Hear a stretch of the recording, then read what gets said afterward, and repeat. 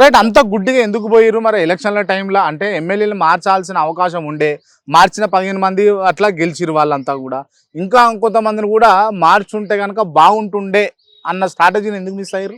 జనరల్గా ఏముంటదంటే ఒక ఒక ఎలక్షన్ మూడుకి వచ్చిన తర్వాత ఇవన్నీ ఏం కనబడే, మార్చాల్సినటువంటి అవసరం ఉండే నిజమే. కానీ ఎందుకనో సరే ఈసారి చూద్దాంలే అన్నటువంటి భావనలో కేసీఆర్ గారు కొంత విశ్వాసంతో వెళ్ళిపోయింది.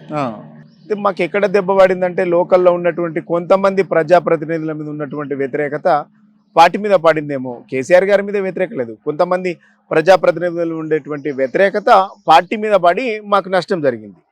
అంతే తప్ప మా పార్టీ మీద కాదు, మా నాయకుడి మీద కాదు. ఓకే. ఎక్కడైనా సహజంగా ఉంటుంది. 10 సంవత్సరాల అధికారంలో ఉండండి, ఎమ్మెల్యేల మీద వ్యతిరేకత అనేది ఉంటుంది కదా డెఫినెట్గా. ఈ 10 సంవత్సరాల పాలన పట్ల వచ్చిన యాంటీ ఇన్కమెన్స్ వల్లనే ఓడిపోయినాం అని అంటారు, అంతేనా? డెఫినెట్గా. ఎందుకంటే 10 సంవత్సరాలు అధికారంలో ఉన్నప్పుడు ఎక్కడైనా వ్యతిరేకత రావడం సహజం, సహజంగానే ఉంటుంది.